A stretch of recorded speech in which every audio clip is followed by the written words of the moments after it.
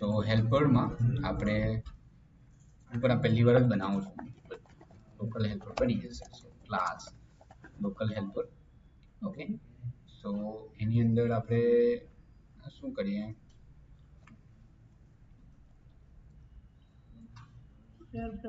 Is login નામની એક value store કરાવી દઈએ બરાબર સો void એટલે રિટર્ન ટાઈપ ચાલો નહીં લખીએ સ્ટોર ઇઝ લોગિન ત્યાંથી કોઈ વેલ્યુ આવશે એ આપણે સેડ પ્રેફરન્સમાં સ્ટોર કરાવી દઈશું નથી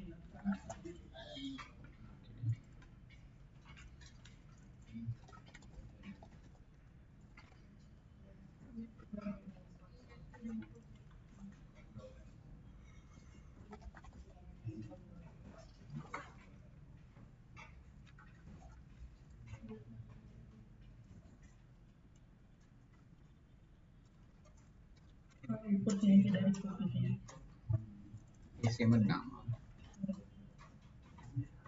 પ્રોજેક્ટ બનાવે એટલે આટલી તો નાખી જ દેવાની flutter tools HTTP provider shape reference પછી ઇન્ટરનેટ વાળી ફાયરબેઝ વાળી તો ચાલે એટલે સમથિંગ આવું લખી દઈએ શેર્ડ રેફરન્સ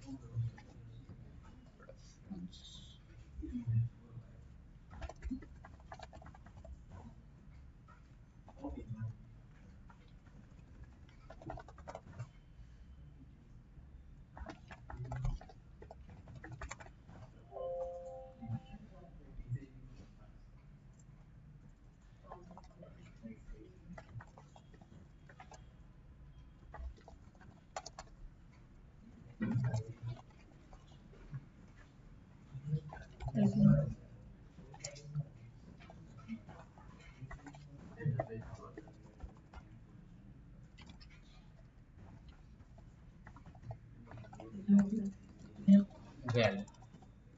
યસ કે નો હવે ત્યાંથી જે આવે છે okay store is login check yeah get વેલ એટલે ત્યાંથી જે આવશે તે જો ને બતાવું એટલે જ્યારે તમારું જો લોગિન સક્સેસફુલ થાય ને તો જો હવે એટલે void એટલે રિટર્ન ટાઈપ ઓકે સ્ટેટિક એટલે એને ક્લાસના નામથી કોલ થાય એટલે તો જો હવે આટલે જ્યારે તમારું લોગિન સક્સેસફુલ થાય છે ને લોગિન સક્સેસફુલ થાય ત્યારે મારે કોઈ સેપ રેફરન્સ બનાવવાનું કોઈ કામ નથી એટલે simple await local helper dot store અને શું વેલ્યુ આપી છે યસ લોગિન થઈ ગયું આ સ્ટોર છે સેપ રેફરન્સ પણ બની ગયું વેલ્યુ સ્ટોર પણ થઈ ગયું કેમ કે જો આટલેથી આ યસ જે છે એ આમાં ગયું અને સ્ટોર થઈ લોગ આઉટ ટાઈમ પર તમે નો કરી નાખશો આટલે બધી મેથડ બનાવી દઈએ ઓકે હવે ધારો કે મારે રીડ કરવું છે એની રિટર્ન ટાઈપ શું બનશે સ્ટ્રિંગ બનશે રીડ ઇઝ લોગિન ઓકે તો એ શું કરશે સેપ રેફરન્સ અને એની વેલ્યુ ગેટ કરી દઈએ where is login equals to ref dot get string and fill string is login અને એને return is login okay future માંગે છે ફ્યુચરમાંથી પાસ કરી દઈએ તો ફ્યુચર ડેટામાં મારી આ પાસ થઈ રીડ પણ જોઈ લે ને એટલે ધારો કે રીડ કરાવી હોય તો રીડ થાય છે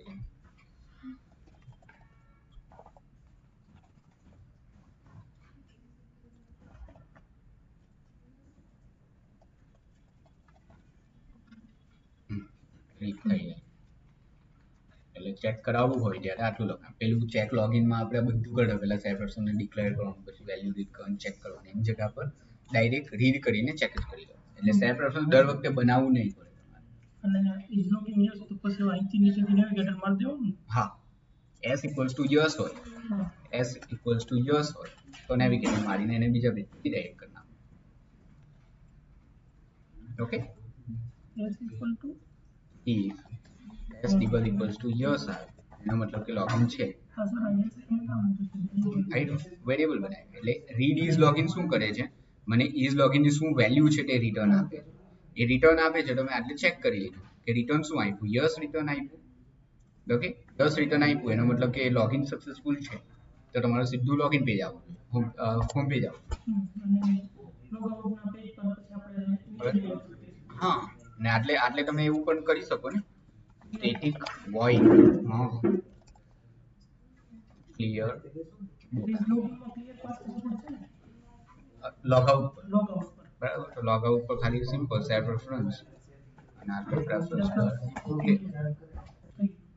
ક્લિયર ડેટા ત્યાં મારી દે ખાલી local helper dot clear data એટલે લોગઆઉટ થઈ ગયું.